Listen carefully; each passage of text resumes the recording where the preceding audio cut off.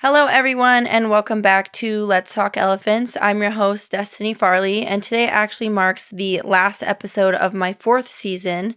And for this episode, I will be interviewing Rachel Macias. Ray is a good friend of mine and is a cocktail waitress at a nightclub here in Las Vegas. The reason I asked her to come on the show today is because she's bravely agreed to share some unfortunate experiences that she has had with sexual assault throughout her life. Ray's first experience with sexual assault was when she was just 7 years old, and she was molested by her cousin's brother while she was home alone with him.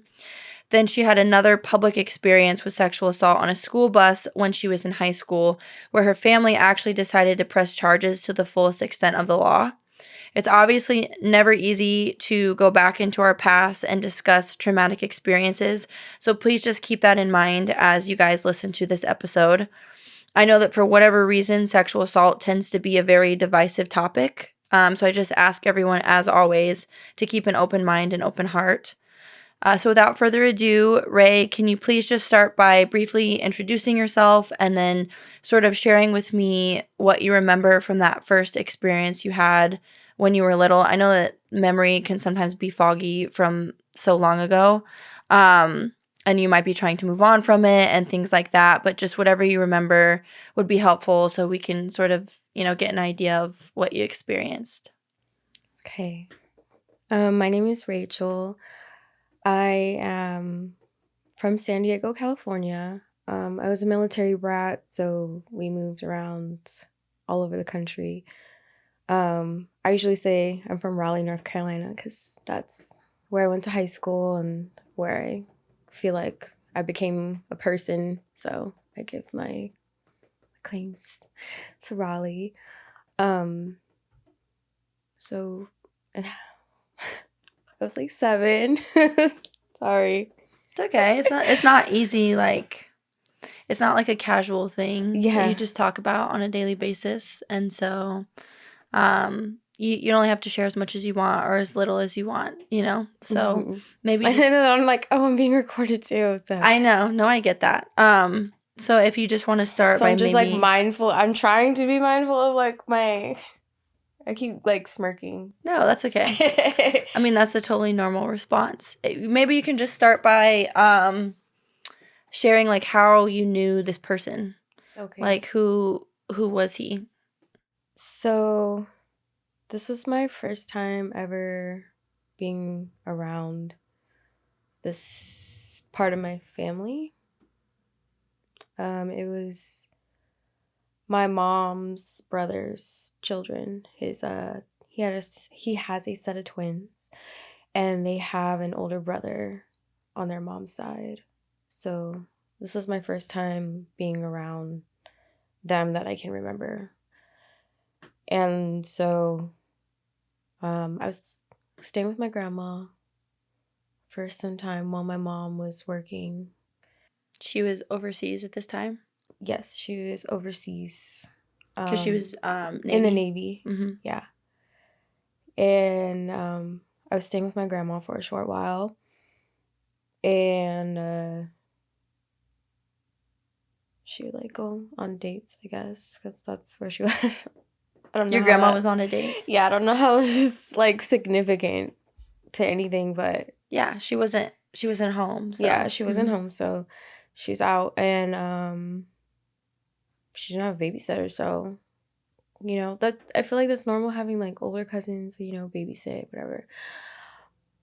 Actually, this couldn't have been my first encounter with him because I don't remember my first encounter with them, but these are my first memories of them. Yeah, I'll say that.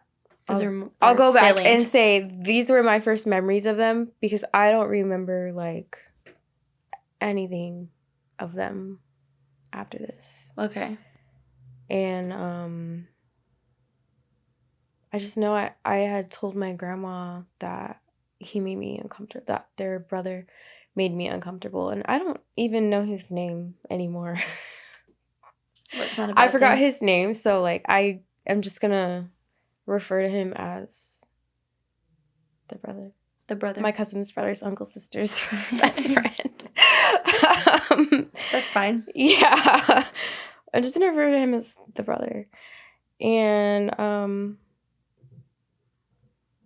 I told her that he looked at me and it made me uncomfortable the way he would look at me.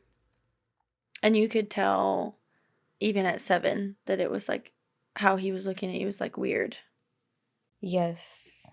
It's just very uncomfortable, like don't be around this person alone. And I've had that feeling a lot of times in my life where I'm like, you're not comfortable around this person, like where it feels questionable. Like, well, I feel like that's something that's built into us too, like is like a gut reaction to people like that, but especially when you've had something like that happen when you're young, it's like you unfortunately know how to recognize it every time after that, especially, you know. Yeah. But I do remember the night that it happened. I do remember feeling like, don't ask him for anything. Like, like little limit kids are like, your oh, can I have interaction. snacks? Da, da, da. Like, I would ask one of the twins, would avoid him completely. And the twins were playing a game on the TV. My grandma had, like, I don't know what game it was, one of those old school games. Because this is like 2001. Yeah, before 9/11. It's like they were like playing some game on TV. The twins is your like other family members? Or Yeah, it's my my uncle's kids. So there were other people home. Yeah. It was like, were they older or younger than you? They are 5 or 6 years older. Okay. And then so their they were brother, like 12 or 11 at this time? And their brother was like 2 or 3 years older than them. And their brother is the one that was watching you? Yes. Well, I mean, technically they were all watching me because it's like, oh, the twins are going to watch you. Like, okay. Like big cousin. So how old was the brother? 16. So he's 16 and the younger ones are 13. Okay. And you're 7. Okay. Go ahead, continue. Yes. So I wanted something from the fridge, and I think it was like a Capri Sun or something. And he got it out of the fridge for me, but he held it up like over my head and was like trying to like jump and get it. And like he just said that I was just so cute and adorable. And then I was a really bratty child. I snatched You're still a bratty adult, so I believe that. I snatched the Capri Sun out of his hand. I might have said something rude because I had a mouth back then, and he like kind of grabbed me from behind, and that's when he like did the first like inappropriate little touch, the little first thing that he did. And I kind of like broke out of that and ran back into the living room where my girl cousin was. I kind of just stayed by her because she's a girl. And I had to go to the bathroom. And the bathroom was like in a hallway. And what the fuck? It's okay, right? I mean, it's not like... No, it's like, where did that come from? Because I've told you this already, and I did not cry. But it's stuff because now I'm recalling details, I think. Yeah, and you don't have to walk through, like... If it's too hard, you don't have to go through, like, I don't know how to do it without, like, giving a full visual. Well, as you can skip over it. Like, if it starts to feel too hard, just skip over it. It's okay, like, I get it. And it's hard, like, because I do the same thing. Like, when I think about something at a higher level, that, like, something bad that's happened to me or, like, someone passing away, and I just think about, oh, yeah, they passed away, it doesn't make you, like, worked up when you're just sitting thinking about it and telling people about it, like, in casual conversation. But when you have to go through specific moments and, like, what you felt and the details, and you're remembering the place and, like, taking the steps and, like, the things that you were saying, you're reliving it. So it opens things up. And I don't want you to do anything that makes you uncomfortable or is too hard. But, I think it's because I'm high. I was just like, yeah. I skated in that real quick. Yeah. Yeah. All right. So you're in the hallway and you're trying to avoid him because he made you uncomfortable. But you have to eat and you have to go to the bathroom. So these are things that are putting you back, like, where he has access to you, basically, is what you're saying. So, and did he catch you again when you were going to the bathroom? Yeah. Okay. He did. And that's when he was He caught me in the room. Okay. And that's when he was being very inappropriate. Yeah. And I guess we had been gone for a while, and then my girl cousin came in the room and like stopped whatever it was that was happening. So she intervened, actually. Yeah. And told me not to tell. She said not to tell anybody? And it's because it was her brother. I don't know if that was the reason. It was more so like, we'll all get in trouble. Yeah, because you guys are small or like young. Okay, and so because she said that to you, I didn't tell school. You didn't tell anybody? No, I don't know why I was really good at keeping secrets when I was 7. But well, and it felt like, did you feel like you were gonna get in trouble too if you said something? Yeah. Yeah. Even though, so at that age, there's a part of you that can't really process what's going on. So I'm assuming that, at 7, something didn't feel right, but because someone who's older told you if you say something we'll get in trouble, it made you feel like you had done something wrong, right? So obviously you've talked to people about it since then. At what point did you decide to tell somebody? It wasn't until I was 16, actually. Really? Yeah. And did you have to see the brother again, the one that was touching you inappropriately? Did you have to see him again after that? No, I don't remember ever seeing him again. Not until I was like 17 or 18. I saw him again. My grandmother actually brought him to my other grandma's house. And like I came out of the room and I was like, I saw the twin cousins and their brother was there because I knew his name back then. So when I heard it, I was like, did you feel that was like panicky? the first panic attack. Okay. Yeah. So it like reopened things for you. Yeah, it was so weird because I didn't think that had any kind of effect on me in that way. That's usually how it goes. I think I've noticed that like we think we're past things, or we're natural. We have to keep going. We have to survive. We have to move on with life. So naturally, our instinct is to just push forward. And especially when you're too young to fully understand what the fuck is even going on, you just move past it. And maybe it almost feels like not normal, but oh, that's just something that happened. And then you just keep going on. And then as you get older is when you start to realize, like, okay, that was really weird, but it's already happened and it's in the past, and you don't want to bring it up or rehash things. So then, like, when something like that happens, when you come into contact with him or with them again, then it's like, oh, now I really, like, it's like the floodgates are open. Yeah, and I instantly called my mom. And I just told her, I was like, he's here. And did she know at that point, or? Yeah.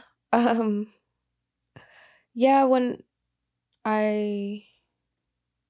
after I saw him again, yes, she knew about it. And I think she, like, wherever she was at, she, like, came zooming down the street. Yeah. And by that time, he was gone. Because my older cousin, he would pop in, one of the twins. He would, whenever he knew me and my mom were in town, he would always come to see my mom. But he never brought his brother with him. And this time he brought his brother. But I can't say that I know if he knew or not. The I brother? yeah, Like the one of the twins? yeah. Because I don't ever remember ever having a relationship with them. Yeah. Ever. So what was your mom's response when you told her about what so we happened? lived in Raleigh at the time when I told her, and my family is in Indiana. Like South Bend, Indiana area, like a really, really small town. And my mom called back home and they were looking for him. But my uncle said he was in jail actually at the time. So What do you go to jail for? I have no idea. I just remember he was in jail. My mom was like, well, He's put away in jail, anyways. yeah, because I guess my uncle was looking for him. And I don't know how long they were mad about it or whatever happened, but my grandma denied that it happened to me. Really? Yeah. I wonder if there's... So I don't know if that has any significance to do with why nothing happened to him. Mm-hmm. I wonder if she, like, denies it or invalidates it because she feels, like, guilty, you know? Like, if she maybe because she feels like, oh, if I hadn't gone on that date, or, oh, like, I wasn't there, or you were under her supervision when it happened. Maybe she denies it because of personal reasons, you know? Like, I'm sure it's probably the latter yeah, and not the rest of it. yeah, But yeah. yeah. Well, I'm sure that's invalidating, right? Like, Very, actually, we actually really had like a really close relationship. until then. Yes, until then. And I don't even talk to her now, Yeah. honestly. After Um, this, after this happened, like, did you need to cope? Or I know you said that it didn't really, like, hit you until you were, like, 16, but during those years in between there, did you have moments where you were, like, struggling with it, or you thought about it a lot, or it made it, hard for you to function or anything like that? Or were you, like, just totally numb in between all of that? um, I think that it was something that I shared with like my best friend at the time as like my deepest, darkest secret. And I really don't know whether or not like I even processed it at that point until something else happened to me again and that like triggered that same feeling Right. that I had. Did it make it difficult for you to trust people around you? Or Yes. yeah, I have a very hard time trusting men or being alone with men like, to this day? to this day. I'm Mhm. like I think I'm actually very aggressive towards men. I can be very aggressive towards men, especially strange men. I'm like, Because of that experience. yeah, I'm usually really quiet when I'm like around them. Mhm. Were you angry at anyone around you? Like, did you wanna place blame on anybody? Do you feel like, was there any part of you that felt like you weren't being taken care of enough? Or, was there anger at any point in between those years, or did it not, again, hit you until later when you were processing things? Um, I think the only anger that I felt was towards my grandmother for not Believing believing you? me and denying it because you weren't there. But other than that, Yeah, I think, I don't know, and how old were you when you told your grandma? 16. Okay. My mom told her. Oh, your mom told her. Yep. So you weren't even the one that told her? No, my mom told everyone. Did that bother you that she told everyone? No, no, not really. I think that you should tell everyone. That shouldn't be a secret that you Right. keep. If someone in your family is, touching the girls or the boys, you shouldn't keep that hush hush. You should have a family meeting Right. and tell everybody. because that's not a secret that should be kept. So are you almost like appreciative that she did it so that you didn't have to be the one to tell everybody? Yeah. Yeah. Yeah, my mom was my biggest advocate because it happened to her as well. It happened to her too? Really? Mm-hmm. When she was young? Like around the same Same age? age. Are you serious? That is insane. And it was also like a family member or someone in the family? Mm-hmm. That is crazy. And so how was that experience, like sharing that with her? Was she like super impacted by it because of what happened to her? I feel like she might have been like more impacted by it than me emotionally. I think Yeah. I felt more physical things about that more so than emotional, and she felt very emotional. I'm sure she probably felt like she failed me because that's how I would feel. Yeah. If it were the other way around, like with your daughter. Um, so after this experience, did you feel like uncomfortable seeing or discussing anything like of a sexual nature, like at any point in your life? Like, did it taint your idea of sex? Like, if you saw it in movies or, Yeah, I think so a little bit still today. I yeah. still get like really a little bit uncomfortable when I see like sexual things. Even like even porn sometimes. I'm like, ugh, like I get that weird feeling. Mm-hmm. Like shouldn't be doing this feeling. Weird. Ew. Yeah, I I mean, don't know how to describe it. It's just such a weird feeling that you like get right here in your ear and it makes you twitch. You're like, ugh. yeah. Well, I mean, when that's your introduction to things of a sexual nature, it's kind of hard to, because like when things happen to us from a psychological perspective, when like traumatic events happen to us, we have pathways in our brain. So, like let's say something traumatic happens, like what you went through. It literally carves out a new path in your brain, right? Like a new way of thinking surrounding that topic. So surrounding things of a sexual nature, anything about sexuality, that's your initial introduction to it. That pathway is carved out in your brain. So now when something in the world, whether it's a movie or someone makes a comment or hits on you, whatever, anything that's connected back to that sexual experience, you have this pathway in your brain that was carved out. And in psychology, they use the word salient. So things that are negative are way more salient to us as human beings because it's like a survival instinct. We remember things that are bad, that make us angry, that scare us, that hurt us, because it's how we survive. It's how we try to avoid those things. You have to be more aware of things because it's considered dangerous. So if you pay attention to things that are dangerous, then you can avoid it and you know how to survive. So, like what you went through creates a thicker, or I don't want to say thicker, like a stronger pathway in your brain than something positive. It actually takes 5 positive things to cancel out every one negative thing that we encounter.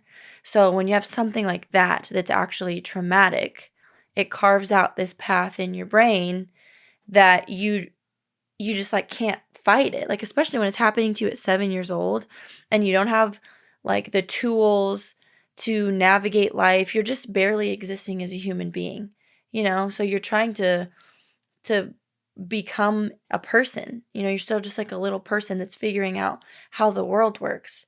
So when you have that pathway in your brain, you're going to go down that every single time something sexual pops up, right? Like, oh, this is what that's connected back to. This is what that's connected back to. And it becomes harder and harder to create a new pathway in your brain and to think of things differently or to see things differently because it's all you've ever known. And so to have to retroactively go back and try to, unlearn that or see sex differently or trust people again or have a different perspective on it is super challenging. Anything that happens in childhood, like it would be hard if it happened to you as an adult now. But especially when things are happening to you in childhood and you weren't talking to anybody about it, so you were really internalizing it and having to figure it out and navigate it all on your own. You know what I mean? So I just want you to, be soft with yourself when you're thinking about this stuff, because you didn't have another way to go about it. Like that obviously shouldn't happen to anybody. I don't know why bad things happen in the world, but everything that you're saying totally makes sense, because the odds were stacked against you after something like that happened. And then, it happened again after that. So just the same thing over again. So you have a daughter around this age now, right, Mia? Yes. She's how old? She'll be 6 in November. Okay. So has this experience made you hesitant to like leave her with people, or how has it affected you as a parent? Oh my gosh. I don't leave her with people. Yeah. I don't leave her. I only leave her with family members. We're a close friend. It's like one person. Mm-hmm. And I get the most anxiety when she's visiting her dad and she's all around the people that they're all around, and I don't know those people. And I just, or when she goes out of town, the anxiety just like drives me crazy. I have to actively calm myself down most of the time. Do you ever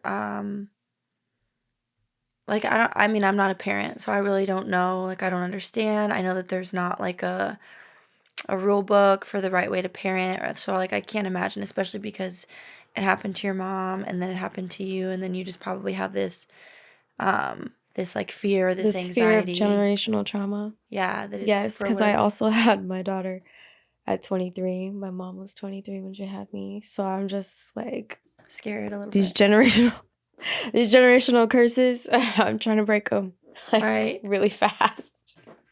Do you ever like ask her about, I don't know how you would phrase it, but like do you ever say, like does anybody make you uncomfortable? Did everything go okay?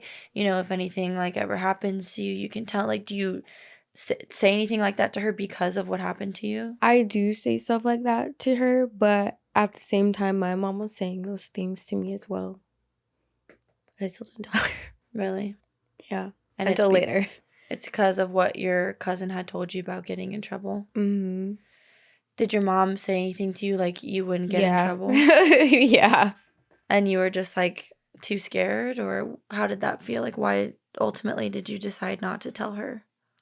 I honestly don't know. Like I said before, for some reason at that age, I was really good at keeping secrets, because I was keeping other secrets too, and they're like silly little secrets that I like held on to for years. And then later on I was like, hey, do you remember when you told me not to tell this when I was this young?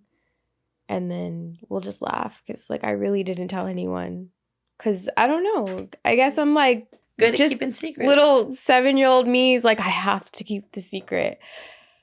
And that was just my deep dark secret. That's what I used to call it. Yeah. So what happened this second time that you experienced sexual harassment? It was years later when you were in high school, you were 16. What happened on that day? It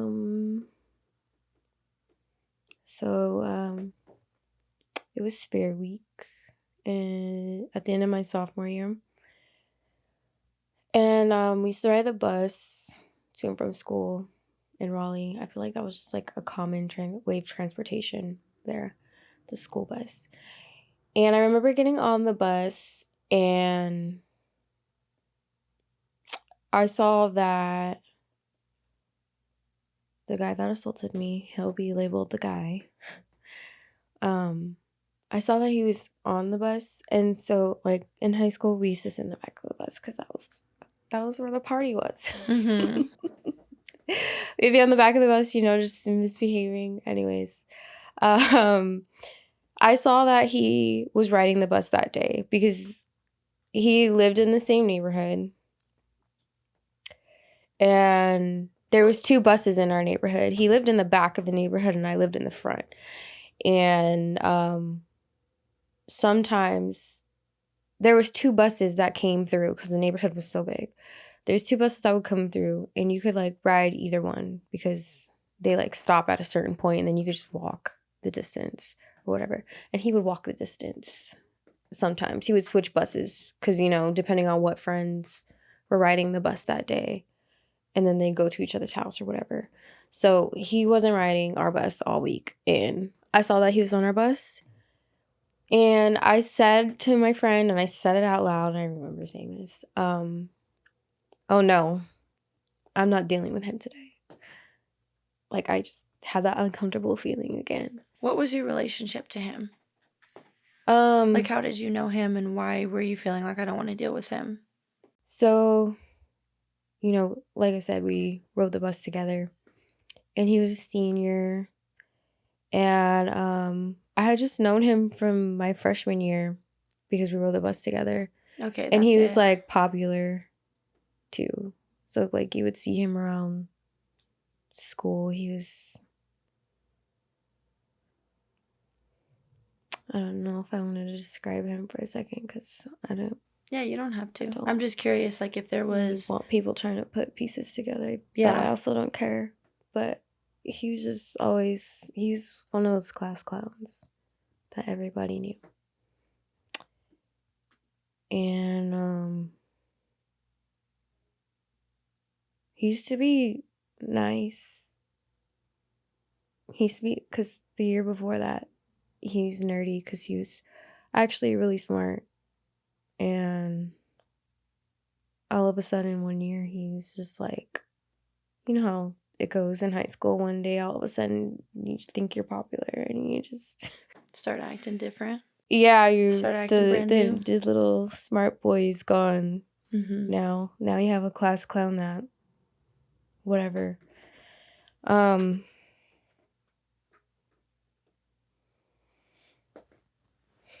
So what happened like on the bus, like specifically? I mean, again, you don't have to get into any more details than you want to. So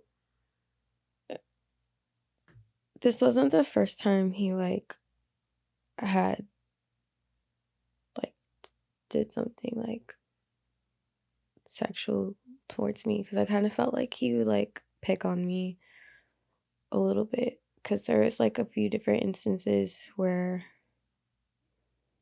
he like said something sexual about, like he there's one day I was walking in the hall and he like, there's like a group of guys and like I overheard them talking, and one make a comment about me being pretty, and I heard him say something, so he said something that I did something sexual to him, or implied that I did something sexual to him, and I was just like, what the hell? Like, no, like he would lie and say stuff like that when I'd never hung out with this person ever. Mm-hmm. The most I would see him was on the school bus or in passing in the hallway. We had never had any classes together ever.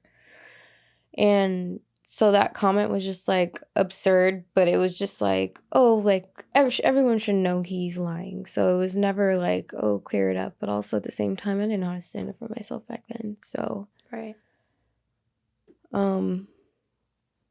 That was one instance. And then there was another time where I'm sitting in the middle of the bus because the bus is just crowded or whatever.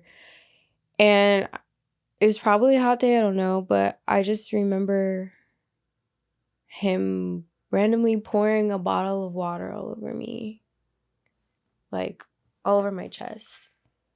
And it was meant to be like a humiliation thing to like embarrass me, because he got water in my hair. Mm-hmm. And, I wore my hair straight back then. So, like, don't get water in my hair. Yeah.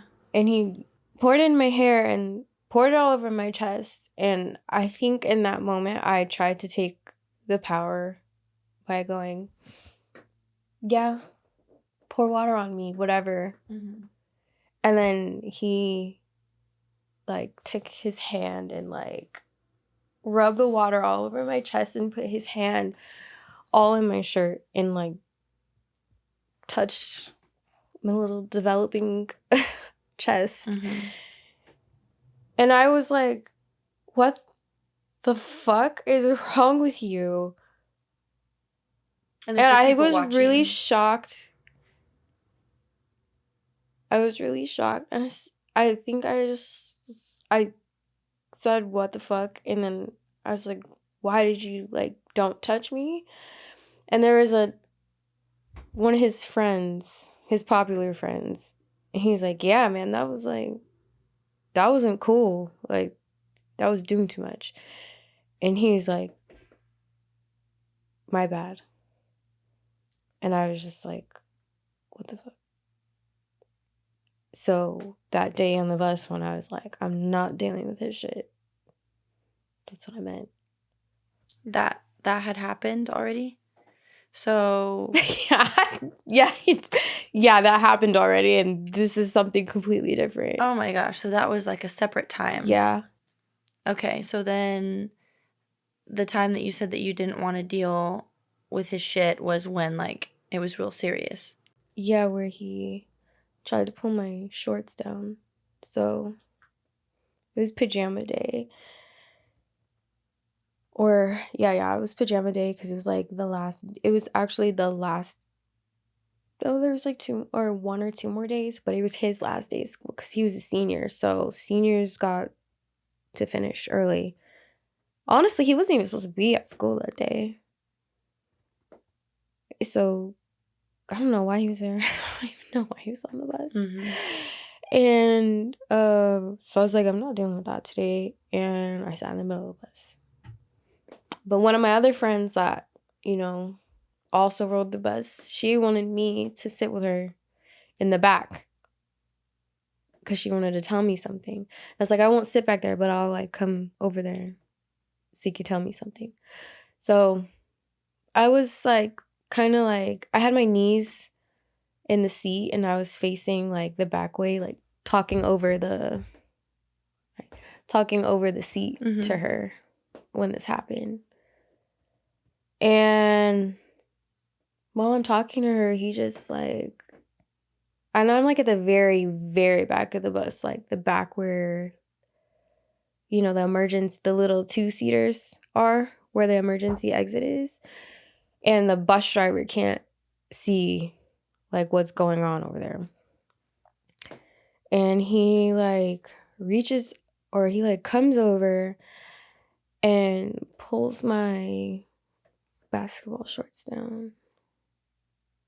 And, like, but, like, the way he did it was, like, he slid his hand and pulled them down. Mm. Which is where just so uncomfortable.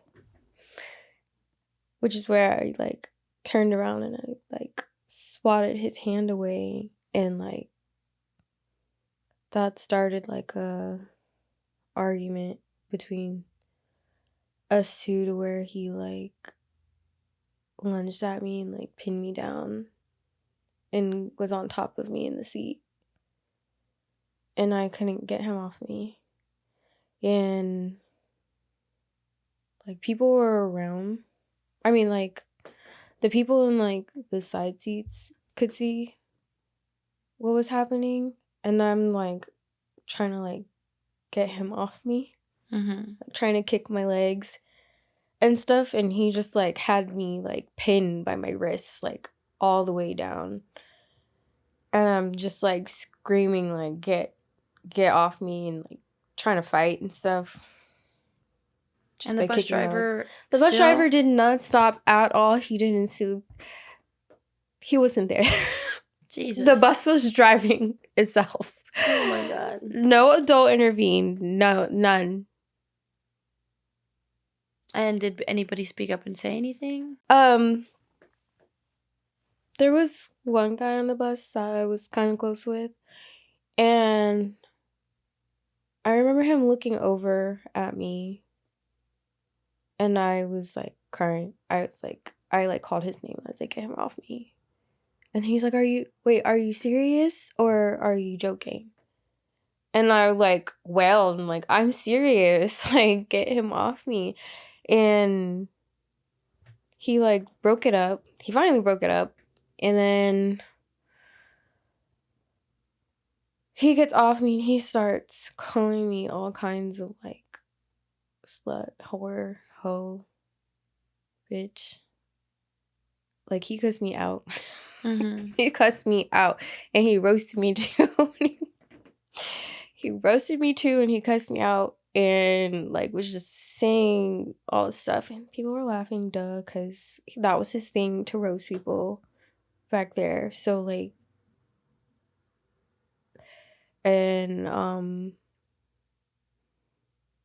while he's all doing this, and I'm just like calling my stepdad on the phone, just like, okay, I got something for you. I'm like, I have something for you. So I'm trying to call my stepdad. He's not answering. And I call my mom and I'm like, Mom.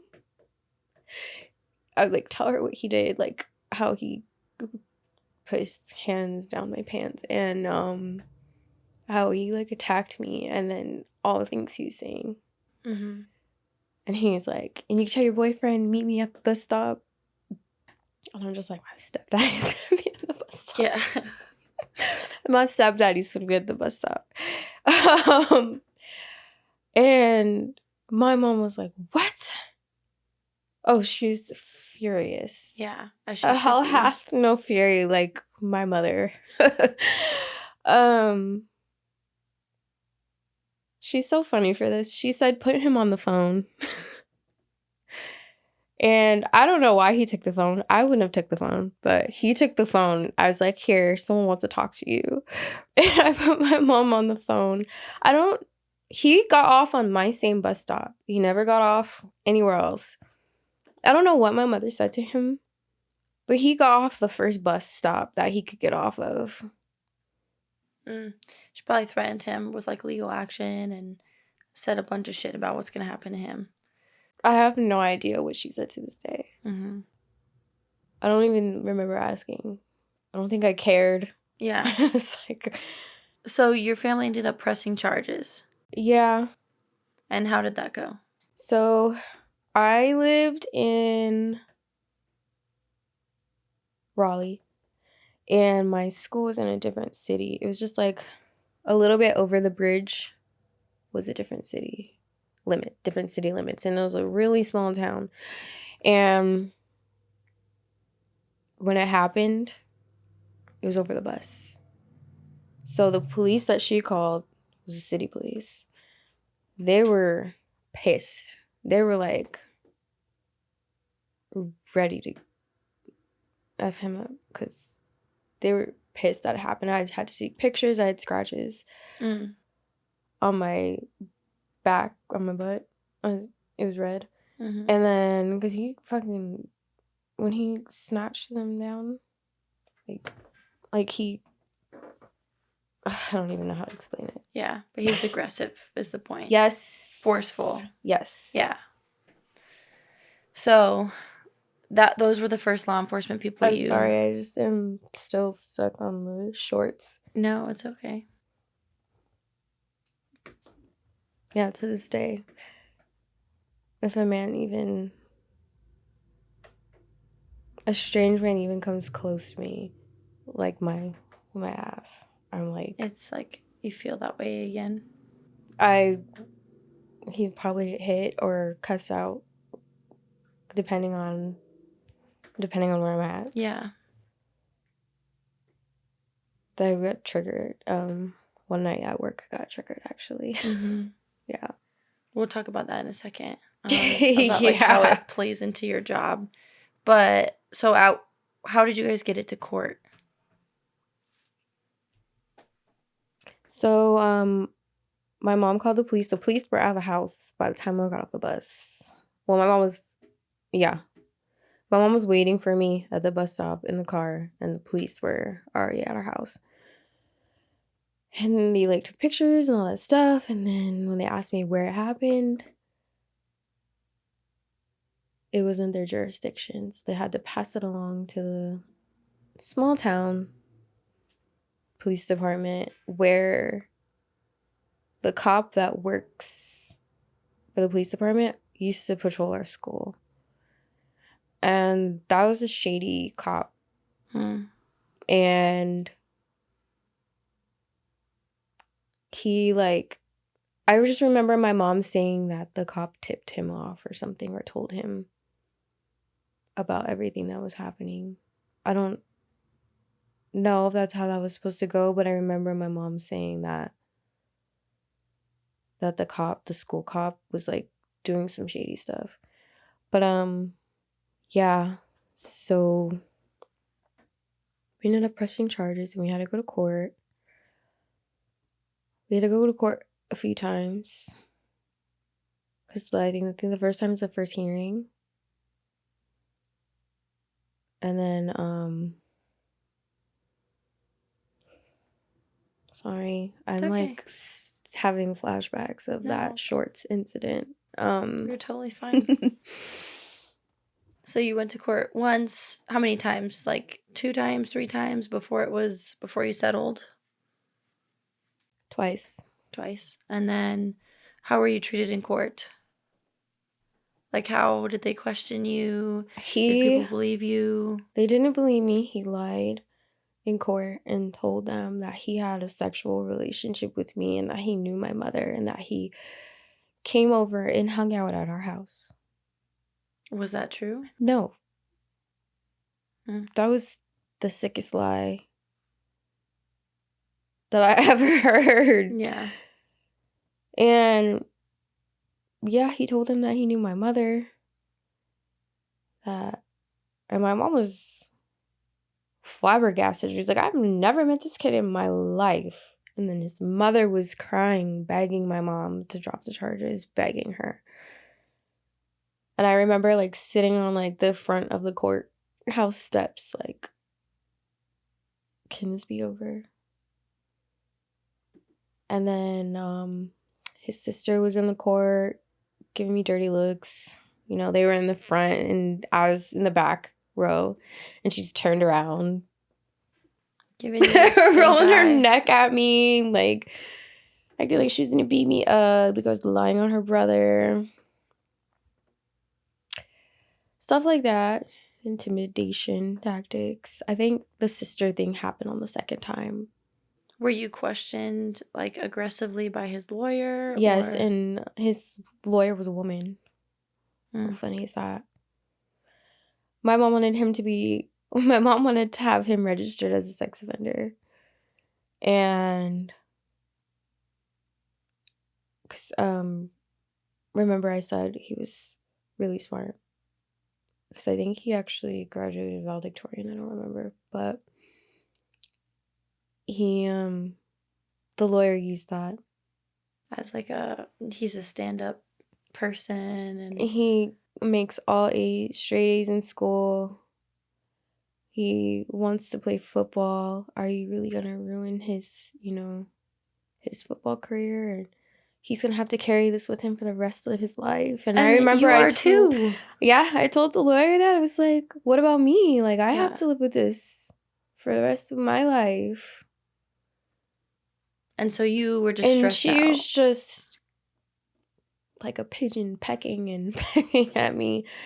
I think it just like, and then I wasn't supposed to be talking about it at school, or I wasn't supposed to talk about it at all. My mom was really, really private, and like, you shouldn't talk about court cases anyways, but that one was like really, like I said, remember I said I was really good at keeping secrets when I was a kid. That one was like, yeah, I need to shut up and not say anything about this case at all. And I remember like the people that were around, like some of the girls that are around, I remember her telling me that I'm tripping and that I'm like making it more than what it is and I should just get over it type stuff. And I think that hurt my feelings when I heard her say that, because she was like one of the people consoling me when I was crying when it happened. So to hear her, it felt like she sided with him. Right. And I don't know. So did this make you lose faith in like the legal system? Or did it make you feel like if this were to happen again, I wouldn't feel like I wouldn't want to take you to court because of the experience you had while you were there? Because you told me that you were so stressed out that you just wanted it to be done and you ended up settling because of that. Yeah, I ended up settling for him to having to go to therapy. And if he didn't go to therapy, then he would like have to, you know, register or something like that. Or like come back because he's on, and he got put on probation or community service or whatever. I don't know. I don't know if he did get put on probation or not. I don't remember. I would have to look that up. But, oh, and it also happened to be that he was still a minor. He was still 17. I think we thought he was 18 because he was a senior, but he was still a minor. So they treat it a little bit differently if he's not actually an adult. Yeah. So he got, yeah. So did it make you feel like uncomfortable, like you couldn't trust the legal system? Yes. In a way. It made me not like talking to lawyers. Yeah. I mean, well, it's their job to try and... Yeah. Well, now as an adult, when I think back on her, that lawyer, because all growing up, I used to be like, fuck her. I probably would have like went through with it if she didn't scare me out of going to trial. How did she scare you? She's like, oh, you're going to have to tell the story back, and if you lie, I'm going to catch it. Like, she was trying to intimidating. It worked. Yeah. Okay, so you're being told by an adult, again, as a child, that you shouldn't talk about it. There's going to be repercussions if you talk about it. So you're experiencing the same pattern once again that you experienced when you were 7 and there was someone older than you telling you not to say anything about this, basically. And so that's kind of what made you, decide to settle because you were uncomfortable in court? Yes. And he was, I got a restraining order because he showed up at our house. He showed up at your house? Yeah, before court. He, so it was summer break. And he came in the middle of the afternoon. And he was looking for me. I don't think he expected my mom to be home. But my mom took off work to, make sure I was okay. Because I do remember being in like a 2-week depression after what happened. And my mom took off work to like, my mom really did take care of me. I give her props. I give her props for trying to make sure I was good emotionally, because she put me right in therapy after that. Yeah. Yeah, because also that's when I told her about the other thing that happened. So she is like, my kid needs help. That's what prompted it, is that second one? Okay. Did you, so after, there's like this ongoing discussion about how like oftentimes victims feel like guilt or shame or feel like they could have done something different, or, why does this happen to me? Which is obviously not accurate or true in any capacity, but did you experience anything like that, especially because you went through it twice? Were you like, why does this keep happening to me? Or what was it like experiencing that a second time? I don't think it registered as something bad until the first thing didn't register as something bad until the second thing happened. Okay. And then it was like, oh. And I've heard that happens a lot with sexual assault survivors. They dissociate, and then later on they're like, that happened to me, and that was not good that happened to me. And I think that kind of happened for me at that point where I was like, oh, Right. yeah. And I also had a friend that was going through something similar but worse. Right. From her freshman year. So I think I was definitely more aware of things like that because of her. So now that you're an adult and you work as a cocktail waitress in Las Vegas, right? Which is how we met.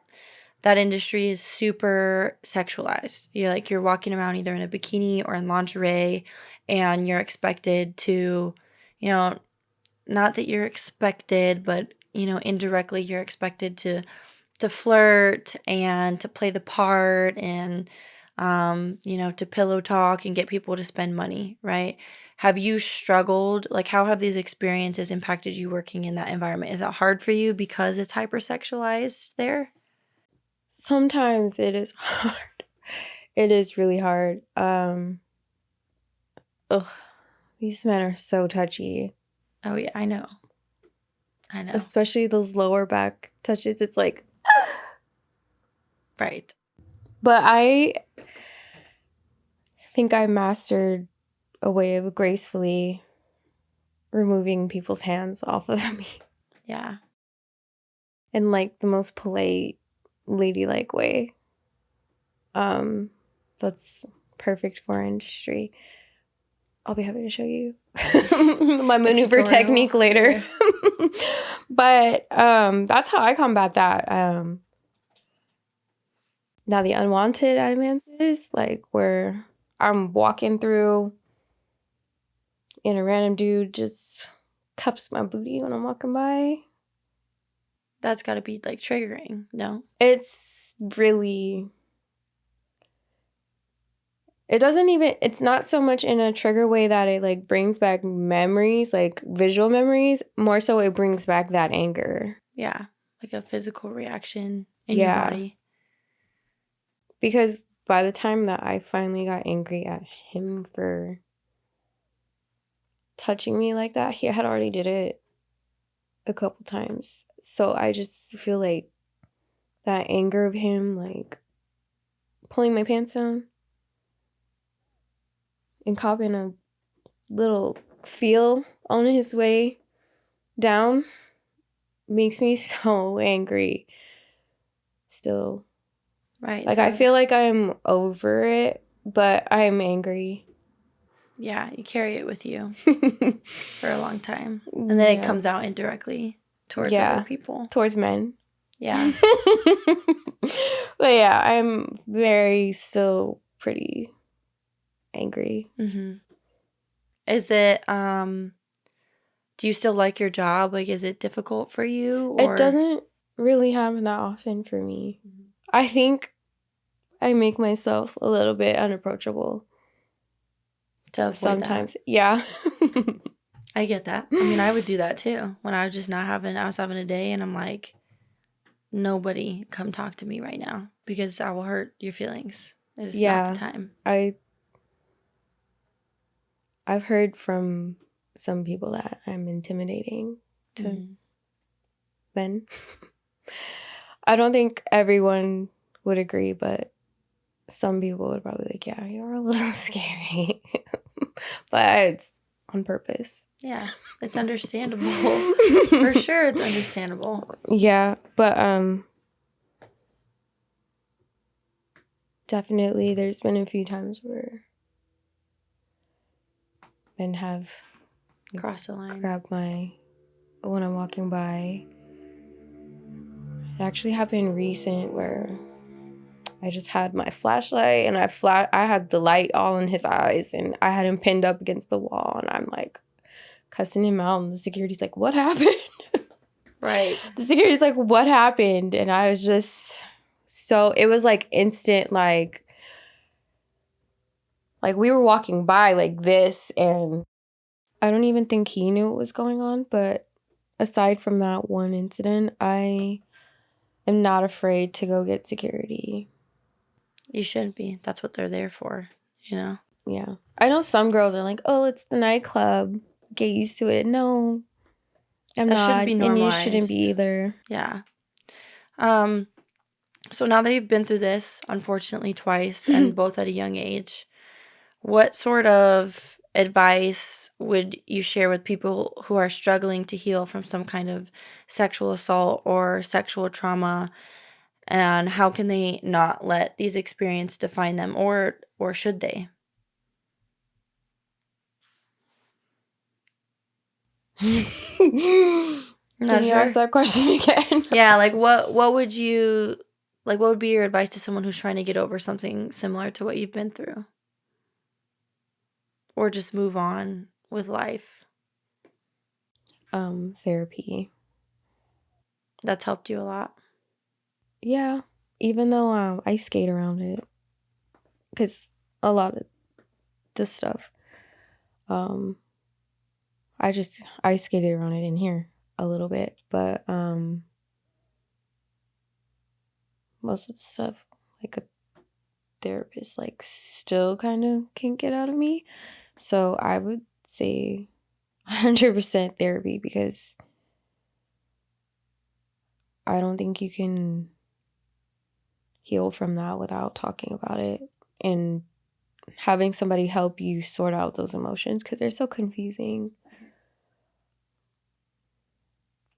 Yeah. They're really, really confusing because, like I said, I didn't know that seeing my cousin's brother would affect me the way it did until it happened. And if I didn't have him blocked out of my memory and I knew what he looked like, imagine like if I saw people that look like him. Right.